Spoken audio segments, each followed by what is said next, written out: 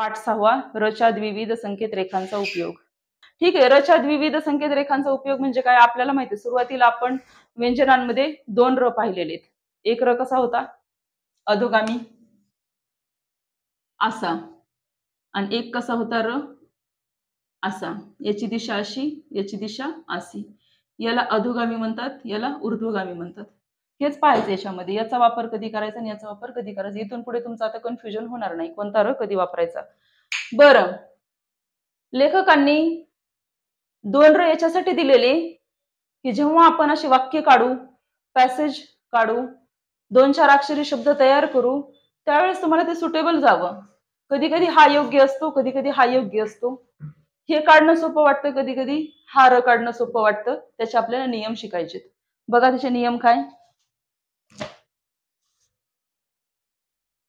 ह्या 2 प्रकारच्या संकेत रेखांची र या व्यंजनांकरिता ही योजना केलेली आहे. त्याचे 2 हेतू आहेत. सुलभ रीतीने जोडता यावं व्यंजनाला व्यंजन, जे मी आत्ताच बोलले ते. र ला जोडून जो स्वर आलेला आहे तो स्वर त्याच्या अगोदर आलेला आहे का नंतर आलेला आहे, त्यानुसार आपल्याला कोणता र घ्यायचा हे आत्ता कळणार आहे. तर सगळ्यात अगोदर डायरेक्ट आपण उदाहरण पाहू. बघा, एक मी मराठी वाक्य सांगते, ते लक्षात ठेवा.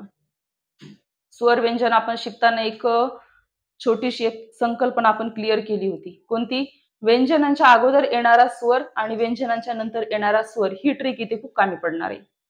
व्यंजनांच्या अगोदर येणारा स्वर म्हणजे काय? उदाहरणार्थ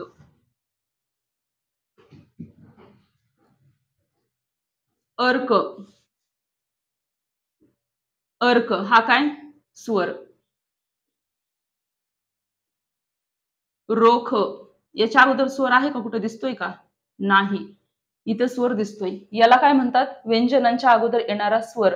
अर्कची जर फोड केली तर अ अधिक र अधिक क, याला म्हणतात रच्या अगोदर येणारा स्वर.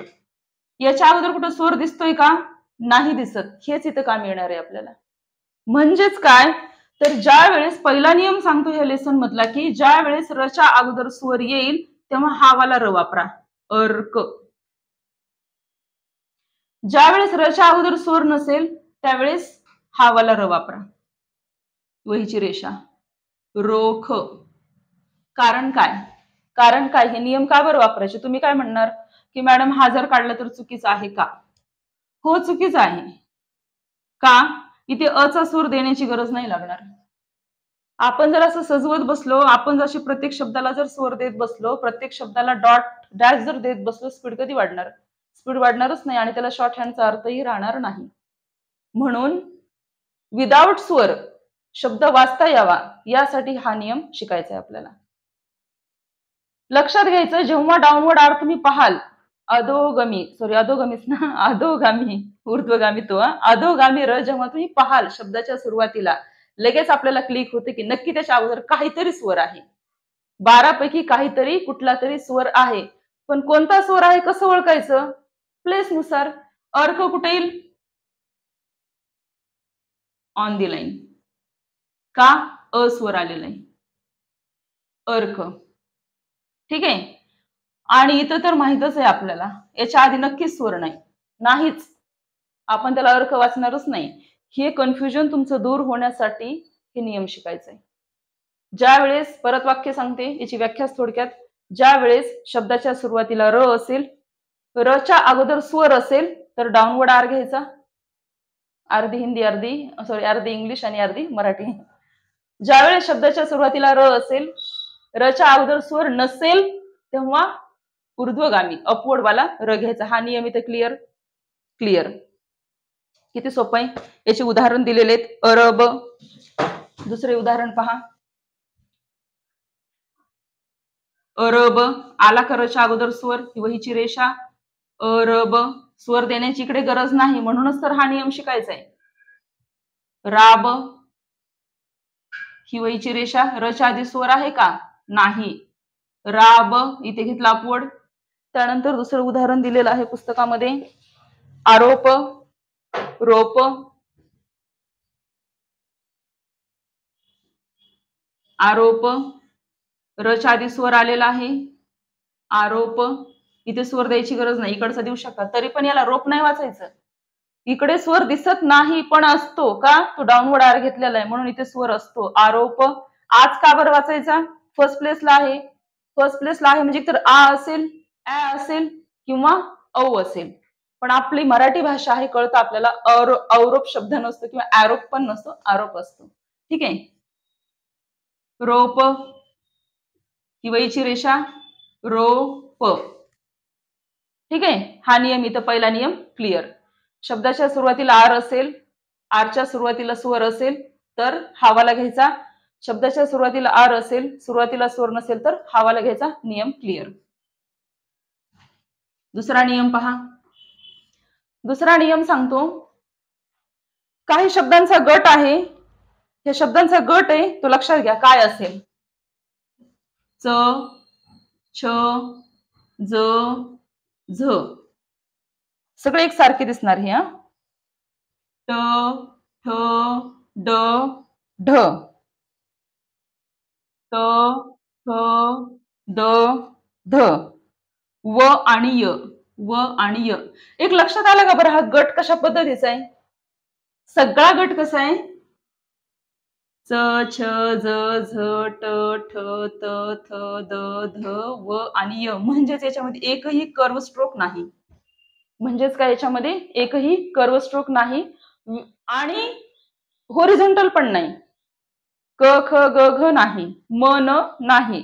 एवढा जो गट आहे, या शब्दांच्या अगोदर जर र आलेला असेल, या शब्दांच्या अगोदर जर र आलेला असेल तर तो नेहमी असा असेल. मग त्याच्या अगोदर स्वर असला किंवा नसला काही फरक पडणार नाही. हा नियम इथे लागू होणार नाही या गटांसाठी. उदाहरण, अर्थ स्वर आलेला आहे तरी सुद्धा हा वापरायचा आहे, पण तिथे आधी वोवेल द्यायचा आहे. आलं लक्षात, पण तिथे अगोदर वोवेल द्यायचा आहे. रथ,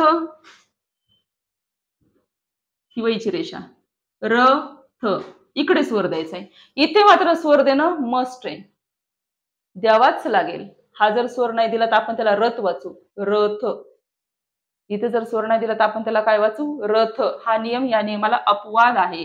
अपवाद नाही म्हणतायत का, लगेच ट्राय करून पाहायचं. तुमच्या डोक्यात आला असेल हा वापरला तर काय होईल बघा. काय होतं, किंवाची रेषा, अर्थ. आउटलाईन तयार होती का, नाही, आउटलाईन बिघडती. काढायला काहीतरी काढू आपण पण ती वाचता नाही येणार. म्हणून पहिला उद्देश आहे हा नियम शिकण्याचा इथे दिलेलाच आहे की ते व्यंजन इतर व्यंजनांशी सुलभ रीतीने जोडता यावे, सुलभ रीतीने जोडता यावे आणि विशेष म्हणजे जोडलेलं ते वाचता यावे. हा सगळ्यात महत्वाचा उद्देश आहे. काढायला आपण काही काढू बरोबर, पण ते वाचतात आलं पाहिजे ना, म्हणून तर हे नियम शिकायचे. म्हणून एवढा जो गट आहे व्यंजनांचा, या व्यंजनांच्या गटाच्या अगोदर र आला तर तो नेहमी हा राहील, नेहमी. त्याच्या अगोदर स्वर आला तरी, नाही आला तरी. ठीक आहे. अशा पद्धतीचा हा दुसरा नियम. तिसरा नियम काय बघा, खूप सारे उदाहरण त्याच्यामध्ये, खूप सारे. अर्थ, रथ, अर्चना, रचना, रड, ओरड. ठीक आहे. तिसरा नियम खूप सोपा आहे आणि खूप मस्त आहे. तिसरा नियम, म. थोडं पलीकडे काढते. म च्या अगोदर जेव्हा जेव्हा र असेल तेव्हा तो नेहमी डाऊनवर्ड असेल. बघा इथं कसा नेहमी अपवर्ड असेल, इथं कसा नेहमी डाऊनवर्ड असेल. तिथे सुद्धा नियम तोच लागू पडतो. अगोदर स्वर असला किंवा नसला काही फरक पडणार नाही, तो नेहमी कसा असेल, डाऊनवर्ड असेल. रिझन काय, तोच नियम की व्यंजनाला व्यंजन जोडण्यासाठी सोयीस्कर असावं, जोडलेलं वाचता यावं, हाच उद्देश आहे त्यामागचा. उदाहरणार्थ राम, राम. आराम, रच्या अगोदर स्वर आला, इथे नाही काही फरक पडणार नाही, आउटलाईन तीच. आराम, फक्त इथे फरक काय पडेल, अजून एक स्वर द्यावा लागेल. रच्या अगोदरचा पण आ द्यावा लागेल आणि रच्या नंतरचा सुद्धा आ द्यावा लागेल. आराम. समजला नियम, किती सोपा आहे, पाठ करून ठेवायचे नियम. मच्या अगोदर येणारा र, मच्या अगोदर येणारा र हा नेहमी कसा असतो, डाऊनवर्ड असतो. मग त्याच्या अगोदर स्वर असला तरी आणि नसला तरी. एवढ्या गटांच्या अगोदर येणारा र कसा असतो, ऊर्ध्वगामी, वर जाणारा असतो. त्याच्या आधी स्वर असला तरी नसला तरी. इकडे मात्र परफेक्ट नियम आहे, स्वर असेल तर डाऊनवर्ड, नसेल तर अपवर्ड. ठीक आहे, इथपर्यंत नियम क्लिअर. त्यानंतर आहे चौथा नियम. चौथा नियम अगदी याच्या ऑपोजिट आहे. मी इथे लिहिते चौथा नियम. इथे का लिहिते? अगदी याच्या ऑपोजिट आहे. बघा नियम काय. हा नियम कोणता होता? शब्दाच्या सुरुवातीच्या रचा. हा नियम कोणता आहे? शब्दाच्या शेवटच्या रचा. शब्दाच्या शेवटच्या रचा नियम तोच. घर, घरी. डायरेक्ट उदाहरण घेऊ. घर, घरी. याच्या शेवटी स्वर आहे का? नाही. अ नाही पकडायचा. हे पण वाक्य लक्षात ठेवा. अ पकडायचा नाही. अ सोडून उर्वरित सर्व. आ, ई, ए, उ, औ, ऐ सर्व. अ नाही पकडायचं. अ ला असं काही व्हॅल्यू नसतं. ठीक आहे. इथे स्वर आला. कोणता आला? ई. काही ना काही पण इथे स्वर आहे अ सोडून. ज्या वेळेस शब्दाच्या शेवटी र असेल, रच्या शेवटी स्वर नसेल तर हा वाला घ्यायचा. वहीची रेषा. घरी स्वर आला, हा वाला घ्यायचा. कळतंय? हा नियम कशासाठी शिकायचा? स्वर न देता वाचता यावं म्हणून. हा स्वर मी दिला नाही घरी शब्दाचा, पण मला माहित आहे हा शब्द घर नाही का. र हा आपण वरती जाणारा घेतलाय, ऊर्ध्वगामी घेतलाय, म्हणजे त्याच्या नक्की शेवटी काहीतरी स्वर आहे, काहीतरी पण आहे अ सोडून. ठीक आहे, अ सोडून. हे पण लक्षात असू द्या. याच्या शेवटी काहीतरी स्वर आहे म्हणूनच तो मी वरती जाणारा घेतलाय. आणि याच्या शेवटी स्वरच नाही, हा शब्द घर आहे. इथे हे नियम क्लिअर करा. ठीक आहे. हा झाला चौथा नियम. पाचवा नियम काय सांगतो? पाचवा नियम इथे लिहिते. पाचवा नियम सगळ्यात सोपा. शब्दाच्या मध्यभागी येणारा र. म्हणजे मध्यभागी कधी येईल? 3 अक्षरी शब्द असेल, राईट. मध्यभागी कधी येईल? त्याच्या अगोदर काहीतरी असेल व्यंजन, नंतर काहीतरी असेल, म्हणजे तो शब्द 3 अक्षरापेक्षा जास्त असेल. शब्दाच्या मध्ये येणारा र हा नेहमी ऊर्ध्वगामी असतो. उदाहरणार्थ पारोसा. पारोसा. आले 3 शब्द. पा रो सा. पारोसा. एकच उदाहरण लिहिते मी, बाकीचे शब्द दिलेले पुस्तकामध्ये. खारीक, झरोका, अशा पद्धतीने. 6वा नियम काय सांगतो? तुम्हाला आठवतं का हरण आणि वरण शब्द? आपण याच्यामध्ये शिकलो होतो व्यंजनांच्या एक्सरसाइज नंबर किती? अभ्यास 5-6 मध्ये, राईट. 5-6 मध्ये हरण आणि वरण. तुम्हाला प्रश्न पडला तर र हात इथं हाच का बरं जोडायचा वर जाणारा? कारण ह स्ट्रोक वरती जाणारा होता म्हणून त्याला वरती जाणारा आपण र जोडला होता. इथं तोच नियम आहे 6व्या नियमामध्ये. ज्यावेळेस एखादा स्ट्रोक वरती जाणारा म्हणजे ऊर्ध्वगामी असेल, त्याच्यानंतरचा र हा नेहमी ऊर्ध्वगामी वाला जोडायचा. ते ओवेलचा वगैरे काही प्रश्न येणार नाही. नवार. पुस्तकात एक उदाहरण दिले, नवार. बाकी हरण वरण याच नियमातले शब्द आहेत. न वा र. तसाच वरती र जाणारा जोडायचा. अशा पद्धतीने रच्या दोन्ही संकेत रेखांचा उपयोग केला जातो. ठीक आहे. प्रत्येक नियम तोंडपाठ करून ठेवायचा आपापल्या भाषेमध्ये. कसं लक्षात राहील ते तुमच्यावर डिपेंड आहे. स्वर आणि व्यंजन सगळ्यात जास्त इथं महत्वाचे. यासाठी अगोदरच बोलले होते, स्वरांचा लेसन व्यवस्थित करा, व्यंजन पाठ करा, म्हणजे पुढच्या स्टेप आपल्याला लक्षात येतात. ठीक आहे. डन. समजलं इथं? कोणाला काही प्रश्न असेल तर विचारा.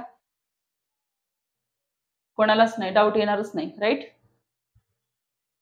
समजलं ना? ठीक आहे. याची प्रॅक्टिस कशी करायची सांगते. बघा, एक नियमानुसार पुस्तकी भाषा सुद्धा वाचणं गरजेची आहे. पाठ 6वा. रच्या विविध संकेत रेखांचा उपयोग. र या व्यंजनांकरिता 2 प्रकारच्या संकेत रेखांची योजना केलेली आहे. अगदी इथून तुम्ही स्टार्ट करायचा अभ्यास करताना. ठीक आहे. पूर्ण शब्द वाचून घ्या. मराठी भाषा आहे, समजली पाहिजे. व्यवस्थित पहिला लेसन वाचून घ्या. जे मी तोंडी सांगितले तेच इथे पुस्तकी भाषेमध्ये आहे. मी माझ्या पद्धतीने तुम्हाला सांगत राहते. नियम समजून घ्या आणि अर्क शब्दापासून प्रॅक्टिसला लागा. अर्क, रोख, अरब, राब. मला वाटतं 5-5 लाईन करण्याची तर आवश्यकता हे लेसनला राहणार नाही, पण कमीत कमी 3-3 लाईन तरी प्रॅक्टिस करा. एक शब्द 3-3 लाईन. पेज नंबर 24, 25, 26 वरचे कंप्लीट करायची. आणि नाही, 26 वरचे कसे करणार आहे? 26 वर तर डायरेक्ट अभ्यास 10 आहे. किती होईल तुमचं उद्यापर्यंत? लेसन खालचे वर्ड्स आणि अभ्यास 10 होईल. एवढा अभ्यास होईल उद्या? सांगा, हँड रेज करा. होईल का? गुड. काय नाही, स्वरांचा लेसनच आहे तो एक प्रकारचा. स्वरांचाच लेसन आहे. जे आपण स्वर शिकलो का, इथे फक्त काय केलेलं आहे पहा, जे स्वरांचा लेसन आपण शिकलो याच्या आधीचा तेच शब्द आहेत, फक्त इथे एकच केले, रचे शब्द जास्त दिलेले, बाकी वेगळं काय काहीच नाही, रचे शब्द जास्त दिलेले. तर याची प्रॅक्टिस करा, 3-3 लाईन केली तरी सफिशियंट आहे, पण लेसन समजून करून घेऊन करा. ठीक आहे. व्यवस्थित रूल सगळे समजून घ्यायचे, मराठी भाषा समजायची, अधोगामी काय, ऊर्ध्वगामी काय, अग्रगामी काय, हे सुद्धा तुम्हाला समजलं पाहिजे. ओके, चालेल. प्रॅक्टिसला लागा. थांबू इथे आपण.